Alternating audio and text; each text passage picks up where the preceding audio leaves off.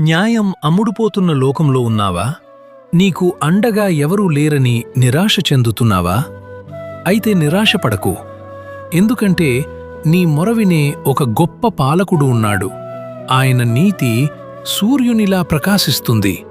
ఎవరూ పట్టించుకోని దీనుల ప్రాణము ఆయన దృష్టిలో ఎంతో అమూల్యమైనది.